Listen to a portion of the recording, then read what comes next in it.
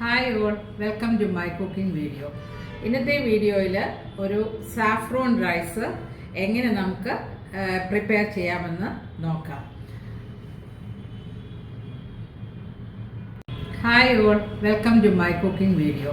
ഇന്നത്തെ വീഡിയോയിൽ ഒരു സാഫ്രോൺ റൈസ് എങ്ങനെ നമുക്ക് പ്രിപ്പയർ ചെയ്യാമെന്ന് നോക്കാം.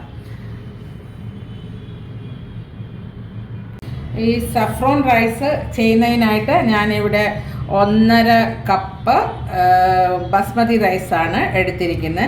ഇതൊരു മിനിമം 3 to 4 ടൈംസ് നന്നായിട്ട് കഴുകി ക്ലിയർ വാട്ടർ നമുക്ക് കിട്ടുന്നിടം വരെ കഴുകാം. 3-4 തവണ കഴുകുന്നതിൻ്റെ ആവശ്യമേ ഉള്ളൂ. ഇത് ഞാൻ നല്ലതായിട്ട് കഴുകി അത് ഇനി നമുക്ക് ഈ റൈസ് ഒരു 45 മിനിറ്റ്സ് സോക്ക് ചെയ്ത് നമുക്ക് വെക്കാം. നെക്സ്റ്റ് ഞാൻ ചെയ്യുന്നത്, അതായത് ഇത് ഒരു 1/2 കപ്പ് ചൂട് പാലാണ്. അതിലേക്ക് ഒരു കുറച്ച് സഫ്രോണ് കുങ്കുമപ്പൂവ് ഇട്ട് നന്നായിട്ട് അത് സോക്ക് ചെയ്യാൻ വേണ്ടി വെക്കുക. അതും അത്രയും മിനിറ്റ്സ് ഇരുന്നോട്ട്. അപ്പോൾ നന്നായി അതിൻ്റെ കളർ നമുക്ക് യെല്ലോ കളർ നമുക്ക് കിട്ടും. നമുക്ക് നെക്സ്റ്റ് സ്റ്റെപ്പ് എന്താണെന്ന് വെച്ചാൽ, ഒരു പാത്രം വയ്ക്കുക. അതിലേക്ക് ഒരു 3 ടേബിൾ സ്പൂണ് ഗീ.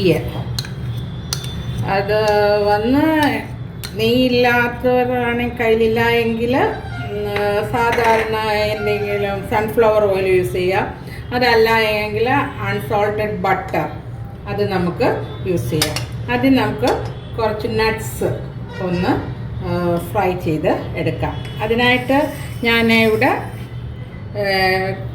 കാഷ്യൂ നട്ട്സും ബദാമും റൈസിൻസും എടുത്തിട്ടുണ്ട്. ഏകദേശം 1.5 ടേബിൾ സ്പൂൺ വെച്ച്. അത് കൂട്ടിയോ കുറച്ചോ നമുക്ക് എടുക്കാം. ആദ്യം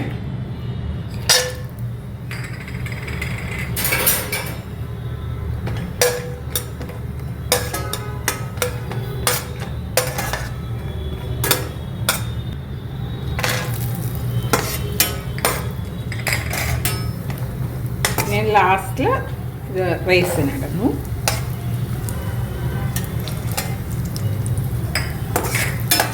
ഇത് ഞാൻ മാറ്റുകയാണ്.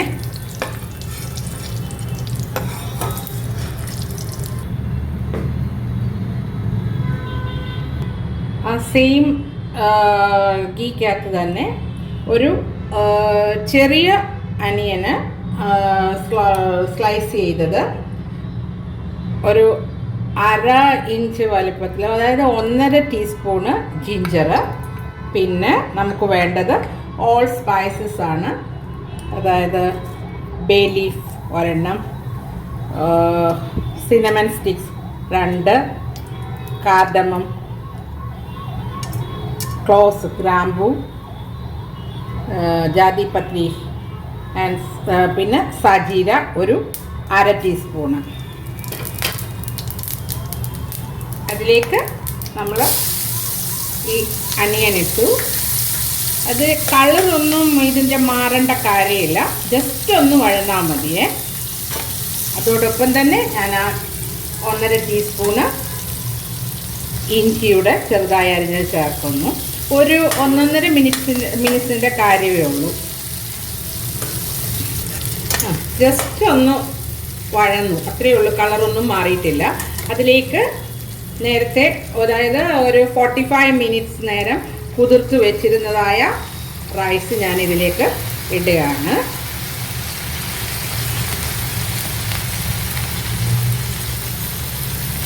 ഇത് ഒരു 2 to 3 മിനിറ്റ്സ് ഒന്ന് ആ ഗീ എല്ലാം ഈ റൈസിൽ നല്ലതായിട്ട് അബ്സോർബ് ചെയ്യുന്നിടം വരെ 2-3 മിനിറ്റ്സിൻ്റെ കാര്യമേ ഉള്ളൂ. നന്നായിട്ട് വഴറ്റിയെടുക്കുക. ഈ റൈസ് ഇപ്പം 3 മിനിറ്റ്സ് ആയിട്ടുണ്ട്. ആ ഗീ എല്ലാം ഈ റൈസിൽ അബ്സോർബ് ആയിട്ടുണ്ട്. പിന്നെ ഇനി നമ്മൾ ചെയ്യേണ്ടതെന്ന് ചോദിച്ചാൽ ഞാൻ 1.5 കപ്പ് റൈസാണല്ലോ എടുത്തത്. അപ്പോൾ ഈ 250 ml ഏകദേശം 2.5 കപ്സ് ബോയിൽഡ് വാട്ടർ ഞാൻ ഒഴിക്കുന്നു.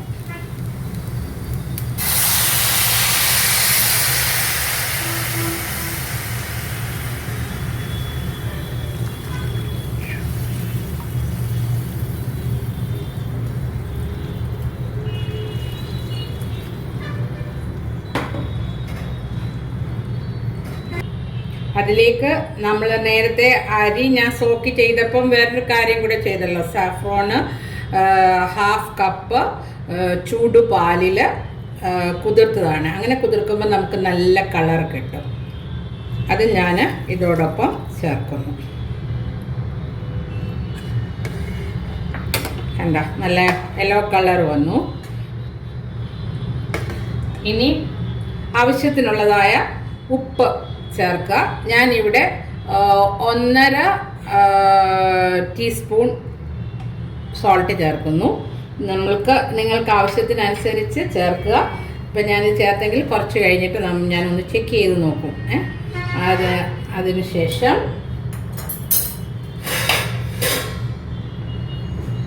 ഇത് മൂടി വെച്ച് അടച്ച് ഒരു മീഡിയം ഫ്ലെയിമിൽ വെള്ളം എല്ലാം പറ്റി വരണം. അപ്പോഴത്തേക്ക് അതായത് റൈസ് സോഫ്റ്റ് ആവുന്നിട വരെ കുക്കാക്കുക. നമുക്ക് ഇത് വെള്ളം എല്ലാം ഉണ്ടോ എന്ന് നമുക്കൊന്ന് ചെക്ക് ചെയ്യാം. വെള്ളം ഇതായി. ഇനി നമുക്ക് ഏകദേശം ഇത് ഒരു 12-15 മിനിറ്റ്സ് എടുത്തിട്ടുണ്ട് ഇത് കുക്കായ റൈസ് സോഫ്റ്റായി വരാനായിട്ട്. ഇനി നമുക്ക് ഇത് ഒന്ന് ദം ചെയ്യാം. അതെങ്ങനെയാണെന്ന് നോക്കാം. നമുക്ക് ദം ചെയ്യാനായിട്ട് ഒരു കാസ്റ്റ് അയണിൻ്റെ ഒരു തവ എടുത്ത് ഞാൻ വെച്ചു. അത് ഫസ്റ്റിൽ 2-3 മിനിറ്റ് അത് തവ ചൂടാകുന്നത് വരെ നല്ല ഫുൾ ഫ്ലെയിമിലിരിക്കട്ടെ. 2 മിനിറ്റ്സ് മതി. അപ്പോഴത്തേക്ക് ഈ തവ നന്നായിട്ട് ചൂടായി വരും. തവ നന്നായിട്ട് ചൂടായിട്ടുണ്ട്. ഇത് ഈ കുക്ക് ചെയ്തായ ഈ റൈസ് ഇതിൻ്റെ മേളിൽ വെക്കുക. നല്ല ഫ്ലെയിമിലിരിക്കുകയാണ് തീയ. നമ്മൾ പിന്നെ ഫ്രൈ ചെയ്തിട്ടുള്ളതായ നട്ട്സുകൾ ഇടുക. ഞാൻ നട്ട്സ് എല്ലാം ഫ്രൈ ചെയ്ത് ഇട്ടിട്ടുണ്ട്. പിന്നെ എനിക്ക് ഈ മൂടി വെച്ച് ദം ചെയ്യാൻ പറ്റത്തില്ല. അതുകൊണ്ട് ഞാൻ ഈ മൂടി മാറ്റിയിട്ട്, ബിക്കോസ് ഇവിടെ ഒരു ഹോളുണ്ട്, കുക്കിംഗ് ടൈമിൽ ഇങ്ങനെ ഹോളുള്ള മൂടി വെച്ച് ചെയ്യുന്നതാണ് നല്ലത്. വെള്ളം അഥവാ എക്സസ് ഉണ്ടെങ്കിൽ ഇവാപ്പറേറ്റ് ചെയ്ത് പൊക്കോളും. പക്ഷെ ദം ചെയ്യാൻ വേണ്ടി ഞാൻ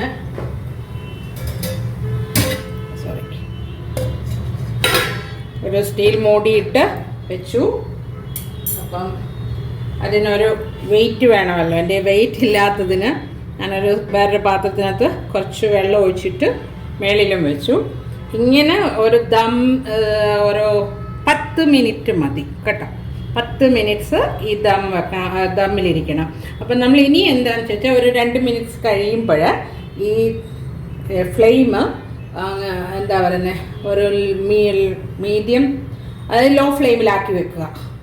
ഒരു 10 മിനിറ്റ്സ് ഞാനിത് ലോ ഫ്ലെയിമിലേക്ക് മാറ്റുകയാണ്. അപ്പോൾ ഇത് ദമ്മാകട്ടെ. 10 മിനിറ്റ്സ് കഴിഞ്ഞിട്ട് നമുക്ക് വരാം. ഇപ്പോൾ ഒരു 10 മിനിറ്റ്സ് കഴിഞ്ഞിട്ടുണ്ട്. ഞാൻ ഇതൊന്ന് മാറ്റട്ടെ. ഇത് എനിക്ക് വെയിറ്റ് ഇല്ലാത്തതുകൊണ്ടാണ്, ഭാരമുള്ള ഒന്നും ഇല്ലാത്തതുകൊണ്ടാണ് ഞാനിങ്ങനെ ചെയ്തത്.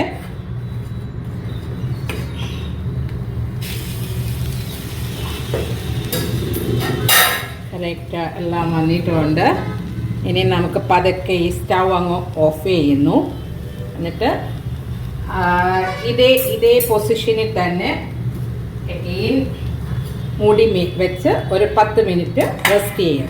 ആ ചൂട് തവയുടെ ചൂടിൽ കൊണ്ട് ഒന്നുകൂടെ ഒന്ന് സെറ്റാകാൻ വേണ്ടി ഒരു 10 മിനിറ്റ് കൂടെ നമുക്ക് വെയിറ്റ് ചെയ്യാം.